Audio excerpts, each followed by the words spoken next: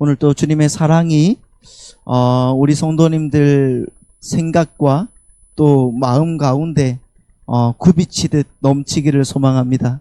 하나님께서 우리를 사랑하셨습니다. 믿으십니까? 언제부터요? 창세 전에. 할렐루야. 하나님께서 우리를 창세 전에 사랑하셨습니다. 그래서 하나님의 그 사랑이 지금 이 시간에 우리에게 또한 발현이 되고, 우리는 또한 그 영원 속에서 하나님을 바라보고 하나님을 찬양하고 있다는 것을 여러분 믿으시기 바랍니다. 그 주님의 은혜를 우리가 알고 주님의 마음을 우리가 아는 것처럼, 여러분 주님의 사랑을 받은 자처럼 세상에 나아가서 하나님께 영광 돌리는 믿음의 백성들이 되기를 축복합니다. 우리 성도님들이 잘 아시는 것처럼 여러분 창세기를 보시면은 하나님은 우리 인간을 하나님의 뭘로 만드셨어요? 형상으로 만드셔서 인간들이 생육하고 번성하고 그 속에서 하나님의 형상, 다른 말로 하나님의 영광을 풍성하게 드러내기를 하나님은 원하셨습니다. 그렇죠? 그리고 그들이 하나님의 대권자로서 만물을 다스리고 또 그 만물들이 하나님의 그 창조 목적에 잘 부합하도록, 잘 존재하도록 기여하는 삶을 살아냄으로써 역시 만물을 통해서 하나님의 영광을 드러내도록 하는 것이 인간에게 부여된 복된 삶이었단 말입니다. 그런데 여러분, 인간이 아담 안에서 모두 어떻게 돼버렸습니까? 타락해 버렸습니다.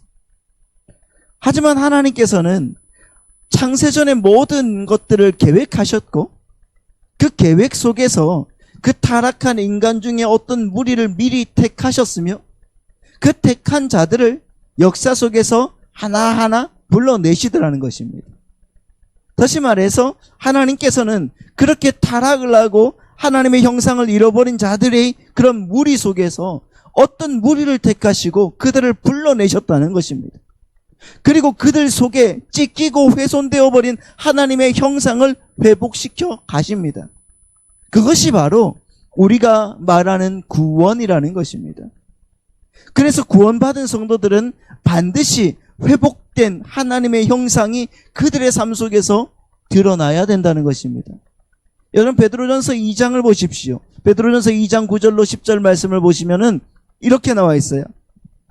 함께 다 같이 한번 읽어보겠습니다. 시작. 그러나 너희는 택하신 족속이요 왕같은 제사장들이요 거룩한 나라요 그의 소유가 된 백성이니 이는 너희를 어두운 데서 불러내어 그의 기이한 빛에 들어가게 하신 이의 아름다운 덕을 선포하게 하려 하심이라. 너희가 전에는 백성이 아니더니 이제는 하나님의 백성이요 전에는 긍휼을 얻지 못하였더니 이제는 긍휼을 얻는 자니라. 아멘. 여러분, 하나님의 형상을 회복한 사람들은 그들의 삶 속에서 하나님의 아름다운 덕, 하나님의 성품과 능력을 드러내게 되어 있습니다. 믿으십니까? 하나님의 능력.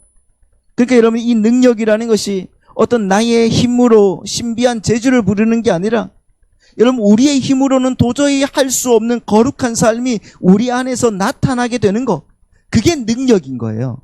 다른 게 능력이 아닙니다, 여러분.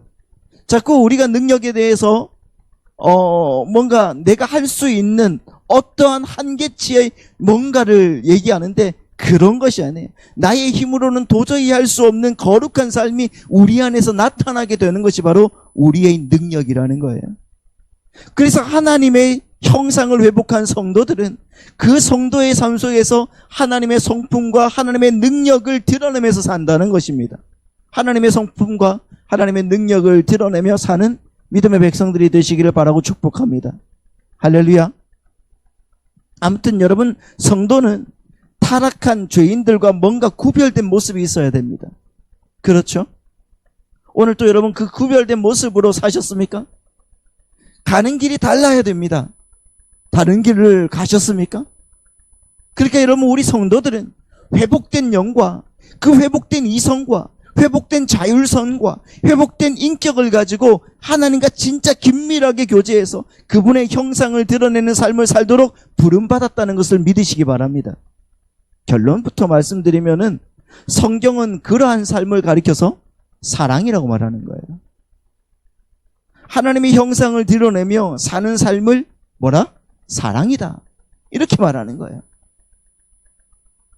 뭔가 애틋한 거, 뭔가 좀 야리꾸리한 거, 그런 게 여러분 사랑이 아니라, 남자와 여자가 포기하고 있는 거, 이게 사랑이 아니라 여러분 뭐예요? 하나님의 형상을 드러내며 사는 것이 바로 하나님에 대한 사랑인 것입니다. 그 하나님의 형상이라는 것은 여러분 삼위일체 하나님, 그러니까 성부 하나님, 성자 하나님, 성령 하나님의 형상을 갖고 드러내며 사는 삶이라는 것입니다. 그런데 이렇게 설명을 드리면은 어떻게 그렇게 살 수가 있느냐고 하는 분들이 많이 계시지 않습니까? 어떻게 하나님의 형상을 그렇게 드러내면서 살 수가 있느냐? 이렇게 말씀하시는 분이 있는데, 성부 하나님의 형상을 드러내고 성자 하나님의 형상을 드러내고 성령 하나님의 형상을 드러내면서 어떻게 그렇게 우리가 살아갈 수가 있느냐, 그렇게 말씀하시는데, 여러분 삼위 하나님은 존재론적으로 그리고 속성적으로 몇이십니까? 둘이십니까? 셋이십니까? 하나이십니다. 믿으십니까? 거기에 대해서 여러분들도 잘 아시니까 우리가 이제 주일 오후에 삼위일체도 하고 이리저리 공부도 했으니까 넘어가겠습니다. 그뿐 아니라 삼위 하나님은 관계론적으로도 하나이십니다. 그렇죠? 이 말은 삼위 하나님은 그 연합이 너무나 긴밀하게 밀착되어 있어서 각 위의 그 나누어짐이 구별하기가 어렵다는 개념이에요. 세 분의 하나님이시지만 한 분이십니다. 세 분의 위격을 가지고 계시지만 한 분 하나님이시다는 거예요. 믿으십니까? 그래서 하나님은 그러한 사회적 관계 속에서 그 관계론적 하나됨을 이루고 계신 삼위 하나님의 형상으로 남자와 여자를 지으셨어요. 그리고 그들을 결혼시킨 후에 그들 역시 관계론적으로 어떻게 만드셨는가? 하나로 만드신 거예요. 그래서 하나님께서는 그 결혼의 정의를 이렇게 내리신 겁니다. 여러분 창세기 2장 24절 말씀을 보시겠습니다. 창세기 2장 24절 시작. 그러므로 남자가 부모를 떠나 그의 아내와 합하여 둘이 한 몸을 이룰지니로다. 그러니까 하나님의 형상으로 지어진 사람은 삼위 하나님과의 그 관계에서 드러나는 바로 그 친밀한 연합의 관계를 유지하면서 살아야 했던 거예요. 여러분 한문으로 인간이라는 게 뭡니까? 인간. 그 인간이라는 것은 사람 인자에 사이간자라는 거예요. 인간이죠. 그러니까 인간은 홀로 존재하도록 지어진 것이 아니라는 겁니다. 홀로 살도록 홀로 존재하도록 지어진 것이 아니라 사람과 사람 사이의 관계 속에서 비로소 인간으로 존재하도록 지음을 받은 것이라는 거죠. 그래서 창세기 2장 18절 말씀을 보시면 이렇게 나와 있어요. 창세기 2장 18절 시작. 여호와 하나님이 이르시되 사람이 혼자 사는 것이 좋지 아니하니 내가 그를 위하여 돕는 배필을 지으리라 하시니라 말씀하시죠. 하나님께서 아담을 만드셨어요. 아담을 만드시고 너무 좋아하셨는데, 그런데 하나님이 좋지 않다 말씀하시죠. 오늘은 하나님이 아담을 만드시고 나서 이제 아담이 혼자 사는 것이 어떻게 했다? 좋지 아니하니 이렇게 말씀하신단 말이에요.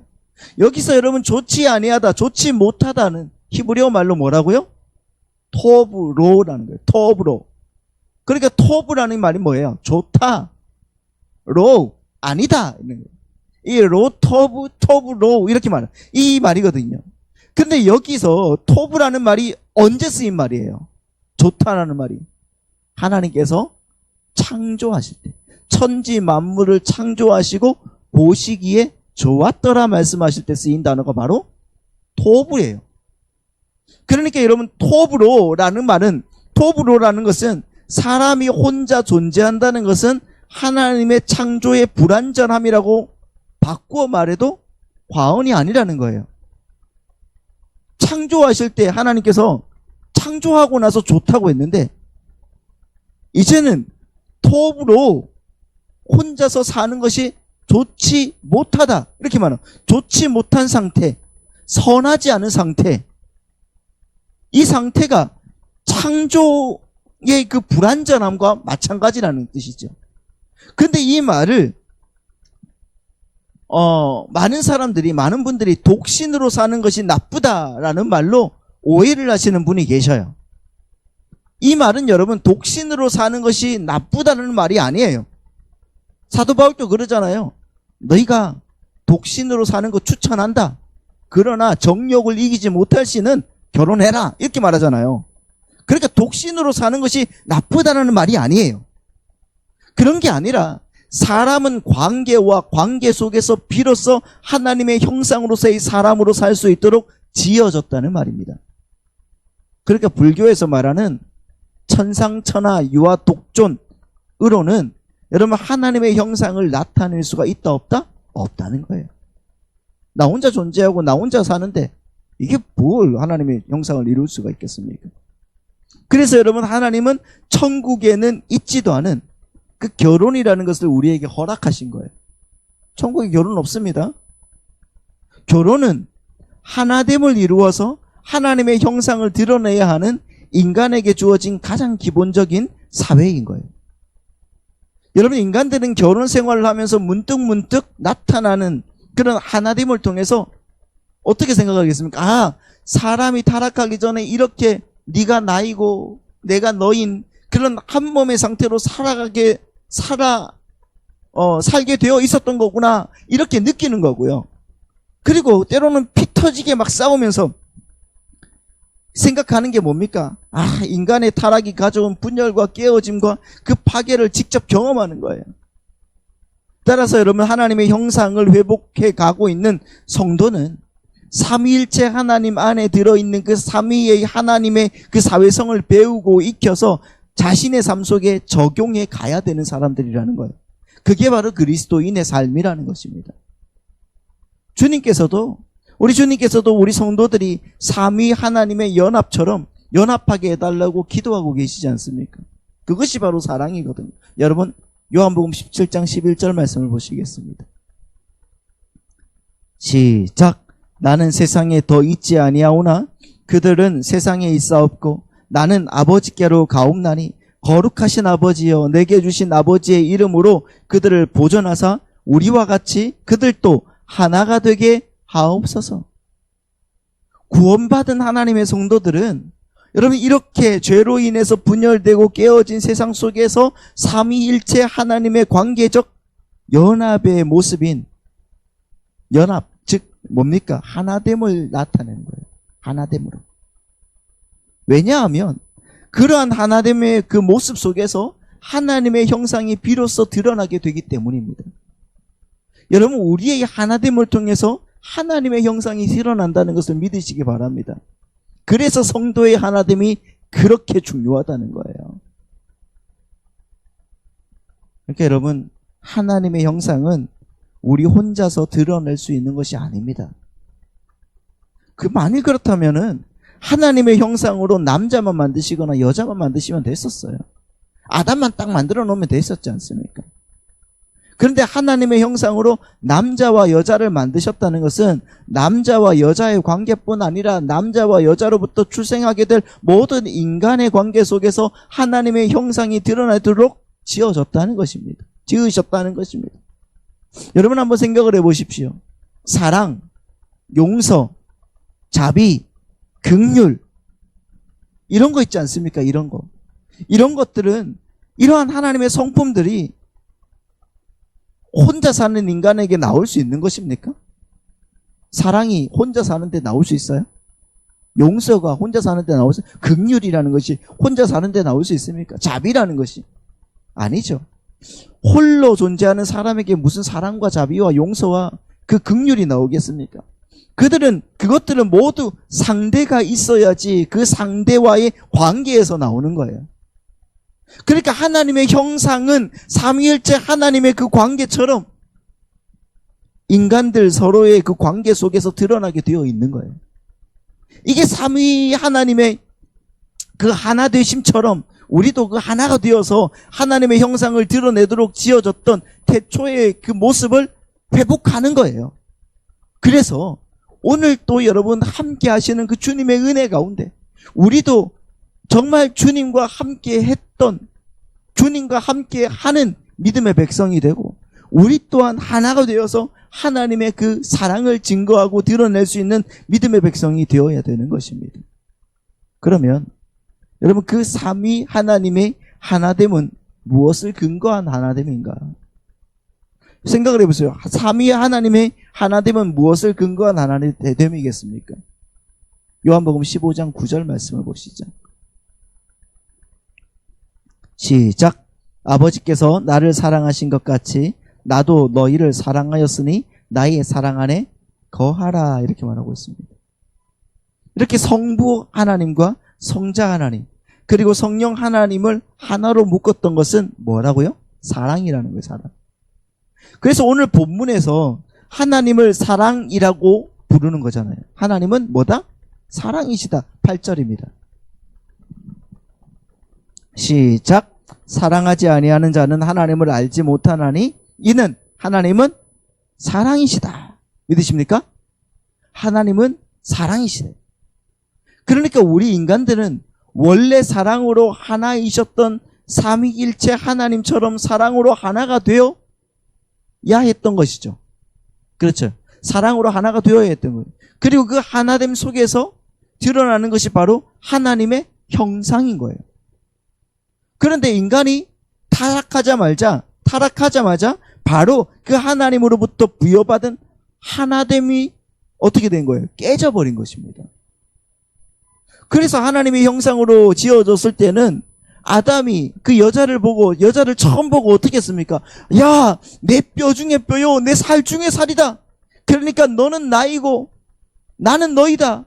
그러면서 사랑을 고백했는데, 죄가 들어오고 나니까 하나님의 형상으로 지어졌던, 하나로 지어졌던 그 남자와 여자가 둘로 갈라지는 거예요.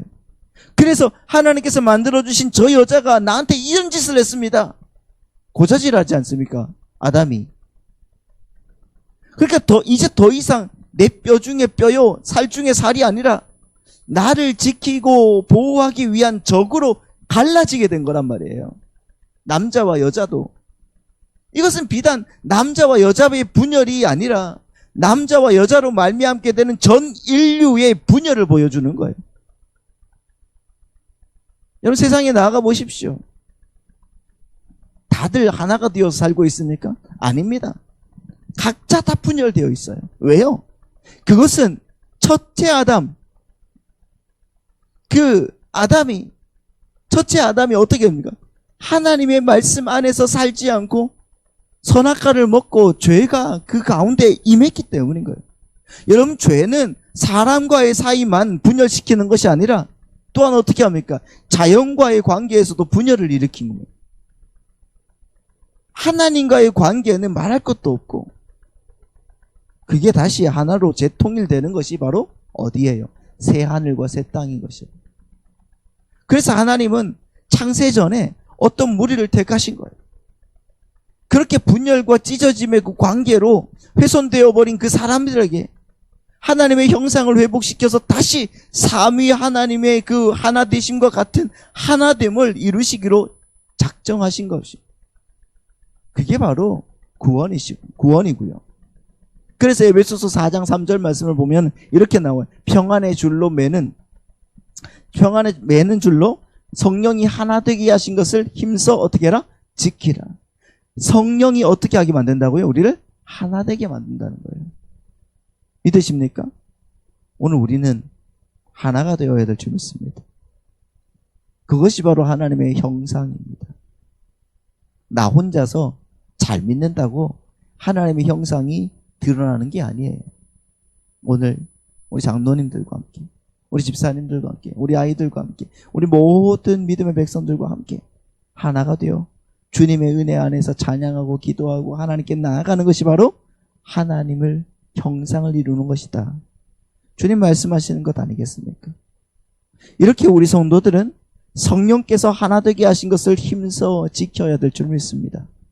그런데 하나됨을 지킨다는 것은 다른 말로 삼위일체 하나님과 같은 하나됨의 회복을 지켜낸다는 것이, 여러분, 구체적으로 그럼 무엇을 하라는 말일까요? 어떤 것을 하라는 말일까?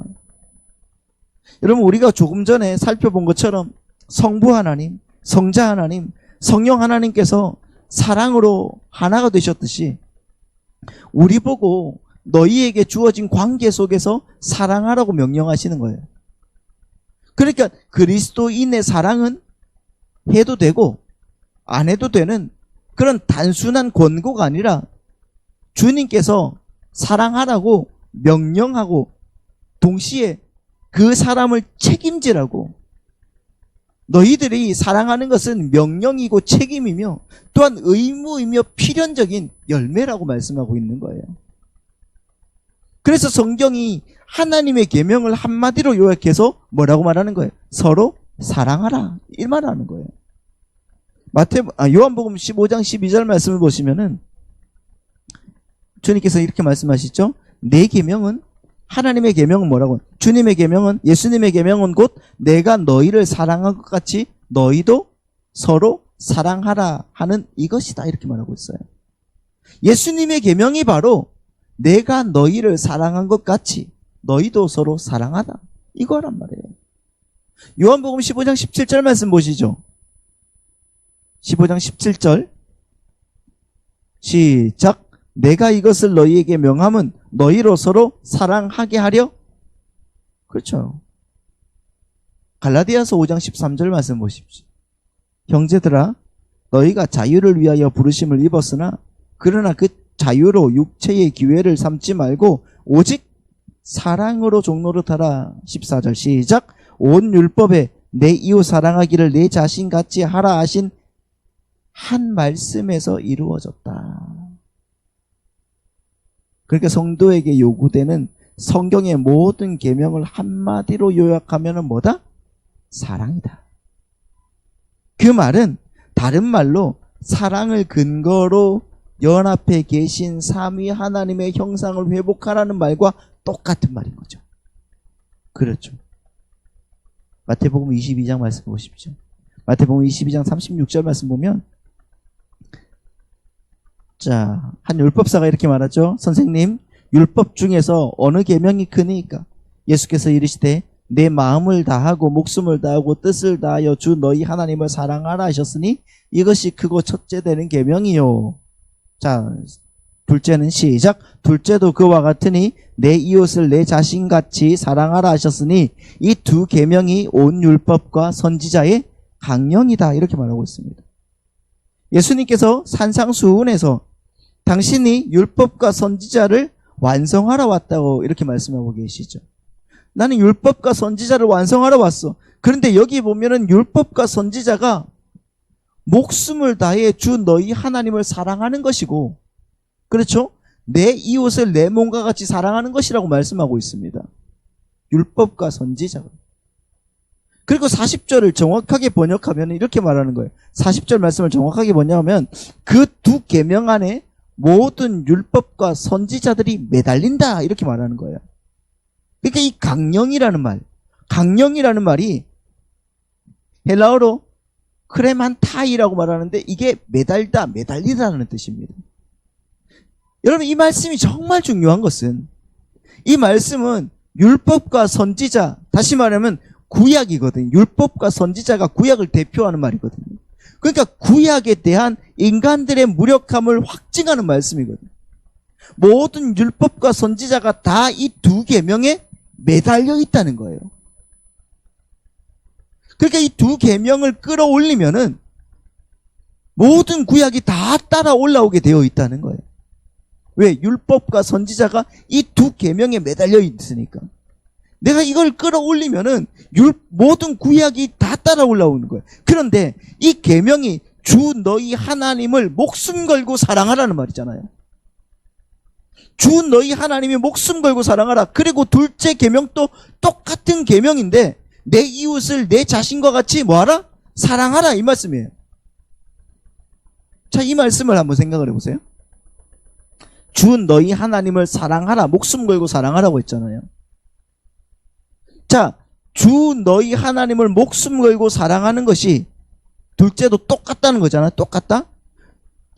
내 이웃을 내 몸과 같이 사랑하라는 계명과 똑같은 거잖아요. 이게 똑같죠. 그러면 주 너희 하나님을 목숨 걸어 사랑하는 것이 이웃 사랑과 같은 계명이다. 이 말이잖아요. 이렇게 이상한 말씀이거든요. 이것은 단순히 하나님을 사랑하는 사람은 이웃도 사랑하게 되어 있다는 어떤 도덕적이고 윤리적인 차원의 말씀이 아니란 말입니다. 잘 기억하셔야 됩니다. 여러분, 어떻게 유한의 현상계의 그 존재가 무한의 신비를 사랑할 수가 있을까? 우리같이 유한한 인간이 하나님을 사랑할 수가 있습니까? 보이지 않는 무한이신 그것이 가능합니까? 우리는 가능하다고 생각하는데 불가능합니다. 그러니까 여러분, 오늘 또 생각을 해보십시오. 얼마나 많은 하나님을 사랑하지 않는 그 삶을 우리가 살았습니까? 보이지도 않고 인식되지도 않는 대상을 어떻게 우리가 사랑합니까? 유한의 무한 인식은 불가능합니다. 그리고 그러한 하나님의 사랑이 이웃 사랑이라고 하는데, 그렇잖아요. 하나님 사랑이 안 되는 존재에게 이웃 사랑이 강요될 수가 있습니까? 안 됩니다. 따라서 여러분, 이 말씀은 율법과 선지자는 인간이 이해할 수 없을 뿐만 아니라 포착도 불가능하다는 거예요. 율법과 선지자는 인간이 이해할 수 없을 뿐만 아니라 포착하기도 불가능하다. 그런데 사랑은 어떻게 합니까? 더더욱 안 되는 거죠. 이렇게 여러분, 사랑으로 소통이 불가한 관계를 불의의 관계라고 하는 거예요. 불의의 관계. 그러면 이 유한과 무한의 불통을 사랑의 관계로 뚫기 위해서 어떤 일이 일어나야 되는 거야? 우리로서는 할 수가 없는 거예요. 그러면 당신께서 내려오셔야 되는 겁니다. 무한이 유한으로 관입되어 들어와야 되는 거예요. 그러면 비로소 둘 사이에 그 소통의 물꼬가 트이게 되는 거죠. 그런데 어떠한 방법으로 그 사랑의 물꼬를 트셨는지를 봐야 되는 거예요. 자, 마태복음 3장 16절 17절 말씀 보겠습니다. 시작. 예수께서 침례를 받으시고 곧 물에서 올라오실새 하늘이 열리고 하나님의 성령이 비둘기같이 내려 자기 위에 임하심을 보시더니 하늘로부터 소리가 있어 말씀하시되 이는 내 사랑하는 아들이요 내 기뻐하는 자라 하시더라. 아멘. 예수님께서 침례를 받으셨어요. 침례를 받으실 때 침례 요한에게 17절 말씀을 보시면은 하나님이 이렇게 말씀하십니다. 이는 내 사랑하는 아들이요 내 기뻐하는 자라.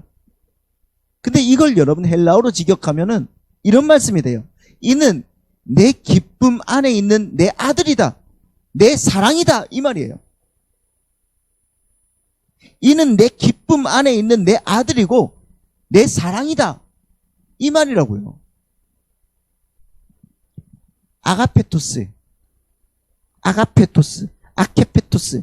이 말이 그 사랑의라는 말에 정관사 호가 하나 붙었어요. 이렇게 말씀드리면은 좀 어렵겠지만 이게 의에 그 정관사가 딱 붙으면은 영어에서도 마찬가지거든요. 존재론적 개념이 되는 거예요. 그러니까 지금 하나님께서 아들과 당신의 사랑을 뭘로? 동격으로 이야기하시는 거예요. 아들이 곧 아버지의 사랑, 아가페라는 거예요. 아들이 곧 아버지의 사랑이라는 거죠. 이렇게 여러분, 사랑으로 소통할 수 없었던 사랑으로 소통할 수 없었던 그 유한과 무한의 그 관계를 소통으로 뚫기 위해서 무한의 사랑이 유한의 육을 입고 이 현상계로 내려와 버린 겁니다. 이 땅으로 내려와 버렸다고요. 다시 말해서 사랑의 시작은 우리 쪽에서 시작된 것이 아니라, 그렇죠? 아버지의 사랑이 우리에게 먼저 뚫고 내려와서 그 내리 사랑이 우리에게 흘러 넘치게 되는 그런 모양이라는 거예요. 그렇게 하나님의 사랑이 우리에게 흘러 넘칠 때 그것을 우리에게서 나오는 사랑이라고 그렇게 이야기하는 거예요. 하나님의 사랑이 내 안에서 흘러 넘칠 때 그건 내 사랑이 아니라 하나님의 사랑인데, 그렇죠? 그런데 그것을 우리에게서 나오는 사랑이다, 나에게서 나오는 사랑이라고 말하는 겁니다. 절대로 여러분 우리에게는 사랑이 나올 수가 없어요. 오늘 본문을 보시죠. 오늘 본문 9절 10절 말씀을 함께 보시면 이렇게 나와 있습니다. 같이 읽습니다. 시작. 하나님의 사랑이 우리에게 이렇게 나타난 바 되었으니 하나님이 자기의 독생자를 세상에 보내심은 그로 말미암아 우리를 살리려 하심이라. 사랑은 여기 있으니 우리가 하나님을 사랑한 것이 아니요 하나님이 우리를 사랑하사 우리 죄를 속하기 위하여 화목제물로 그 아들을 보내셨습니다. 이거예요, 여러분. 나는 사랑할 수 있는 존재가 아니야. 나는 아무리 잘 살려고 해도 사랑할 수 있는 존재가 아닌데 우리 주님께서 나에게 오셨어. 그리고 아무것도 아닌 우리의 인생 속에 들어오셔서 나의 죄를 속하시고 화목제물로 내가 너 사랑해, 그렇게 말씀하시는 것을 내가 받아서 사랑이라는 것이 이런 것이구나 하면서 세상 사람들과 함께 나아가는 것이란 말이에요. 거기에 감사가 있는 것이고요, 거기에 희생이 있는 것이고요, 거기에 긍휼이 있는 것이란 말입니다. 여러분, 하나님의 사랑이 우리에게 나타난다고 하면서 하나님의 독생자가 이 세상에 오신 것으로 설명하고 있지 않습니까? 그러니까 예수님은 하나님의 그 사랑을 가득 담으신 분으로 그 자신이 사랑이라는 거예요. 그 사랑이 우리에게 내려오셔서 우리에게 부어진 거란 말이에요. 그 사랑이 가득 차서 흘러 넘치는 것을 우리가 사랑한다라고 말하는 겁니다. 우리가 사랑한다. 이 제 말이 아니라는 거예요. 성경이 이렇게 말하고 있지 않습니까? 7절 8절 말씀 다시 한번 보시죠. 7절 8절 말씀 함께 읽습니다. 시작. 사랑하는 자들아 우리가 서로 사랑하자. 사랑은 하나님께 속한 것이니 사랑하는 자마다 하나님으로부터 나서 하나님을 알고 사랑하지 아니하는 자는 하나님을 알지 못하나니 이는 하나님은 사랑이시다. 지난주에도 말씀을 드렸지만은 여기에서 사랑하는 자들아 이렇게 말했다는 것은, 사도 요한이 사랑하는 자들아 이렇게 부렸다는 것은 이 말씀이 혹격이라고 말씀을 드렸어요. 말씀이 뭐냐? 나에게 사랑을 받고 있는 여러분이라는 뜻이 아니라 사랑이 된 자들아, 사랑하도록 되어진 여러분이란 말이에요. 사랑하도록 되어진 여러분. 그래서 이미 사랑하고 있는 여러분이라는 의미로 해석이 되어야지 정확한 거예요. 이미 사랑하도록 되어진 우리 장로님, 이미 사랑하도록 되어진 우리 집사님들. 교회는 여러분 그 본질이 사랑을 내놓는 자라는 그런 말이라는 거예요. 그러니까 교회의 이름이 뭐겠습니까? 사랑하는 자들인 겁니다. 우리의 이름이 뭐라고요? 사랑하는 자들인 거예요. 우리 하영이의 이름이 뭐라고요? 사랑하는 자인 거예요. 믿으십니까? 우리가 그렇습니다. 그래서 사랑은 하나님께 속한 것이라고 못 받고 있는 거예요, 사도 요한이. 하나님이 교회를 사랑하는 자들로 프로그램 해 놓으셨다는 거예요. 믿으십니까? 그래서 사도 요한은 그렇게 사랑하는 자들인 교회에게 우리가 서로 사랑하자라고 권면하는 겁니다. 우리는 사랑하도록 지어진 자들이니까 사랑하자는 겁니다. 그러고는 그 사랑이 무엇인지를 말해줘요. 여러분, 그 사랑이 무엇입니까? 그 사랑은 사랑하는 자마다 하나님으로부터 나서 하나님을 알고, 그러고 그랬어요. 하나님으로부터 나서 하나님을 알고.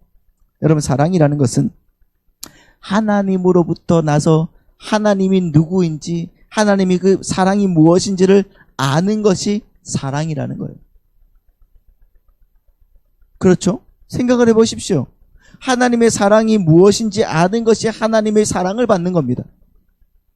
그리고 그 사랑을 이해하고 사랑이신 예수님을 내 삶에서 내놓는 것.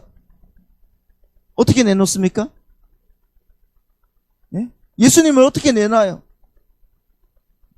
내가 빛으로 살 수 있는, 빛으로 살아야 돼. 그것을 사랑한다라고 하는 거예요. 예수님을 내 삶에서 내놔야 돼. 내어놔야 돼. 내 안에 있는 예수님이, 그 하나님의 사랑이 상대방에게 전해져서 그 사랑이 상대방에게 이해되는 것보다 더 큰 사랑이 어디 있겠냐는 거예요. 그래서 예수님이 산상수훈 때 이렇게 말씀하시는 겁니다. 마태복음 5장 16절 말씀 보십시오. 마태복음 5장 16절 없습니까? 이같이 너희 빛이 사람 앞에 비치게 하여 그들로 너희 착한 행실을 보고 하늘에 계신 너희 아버지께 뭘 돌리게 하라? 영광을 돌리게 하라. 보십시오. 그래서 우리 그리스도인 안에, 교회 안에 빛을 두고, 그렇잖아요. 빛을 두고 빛으로 사는 삶을 무슨 행실이라고 하는 겁니까? 착한 행실이라고 하는 거예요. 그 안에 사랑이 담겨 있지 않으면 안 되는 거예요. 그 안에 사랑이 담겨 있어야 되는 겁니다. 11절 12절 말씀 보시죠. 사랑하는 자들아, 하나님이 이같이 우리를 사랑하셨은즉 우리도 서로 사랑하는 것이 뭐하다? 마땅하도다. 어느 때나 하나님을 본 사람이 없으되 만일 우리가 서로 사랑하면 하나님이 우리 안에 거하시고 그의 사랑이 우리 안에 온전히 이루어지느니라. 믿으십니까? 하나님께서 우리에게 사랑을 부으셨기 때문에 우리도 반드시 사랑하게 된다는 말이에요. 뭘로? 그 십자가로. 내 안에 있는 자기 부인과 자기 십자가가 없다면 우리는 사랑할 수 있는 자가 아닙니다. 남을 위하여 나의 삶을 불사지를 수도 있습니다. 그렇지 않습니까? 그러나 예수 그리스도가 없다면 그것은 울리는 꽹과리에 불과하다고 분명하게 말씀하고 있죠. 여러분, 사랑이 나오는 자 안에 그 아들이 하나님이 계신 것입니다. 그리고 그렇게 아들만 내놓는 자들의 상태가 하나님이 온전히 이루신 율법과 선지자, 사랑을 받는 자들이라는 말이에요. 그래서 여러분 12절이 그렇게 하나님의 사랑이 온전히 이루어진 자들은 아들을 사랑을 내놓더라는 말이에요. 그렇잖아요. 아들이 사랑이니까. 12절 말씀 한 번 더 보여주시겠습니까? 자, 어느 때나 하나님을 본 사람이 없으되 만일 우리가 서로 사랑하면 하나님이 우리 안에 거하시고 그의 사랑이 우리 안에 온전히 이루어진다, 이렇게 말씀하고 있습니다. 그렇게 하나님의 사랑이 온전하게 이루어진 자들은 아들을, 하나님의 사랑을 내놓는 거예요.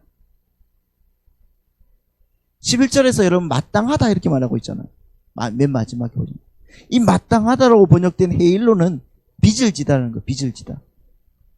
반드시 갚아야 되는 빚이죠. 서로 사랑하는 것이 빚을 지는 것이다. 그러니까 모든 성도는 전부 사랑의 빚을 지고 있다는 거예요. 예수를 내놓아야 될 의무가 있는 게 지금 여기에서 말씀만 하고 있는 거예요. 이것을 여러분 사도 바울이 이렇게 말씀하고 있죠.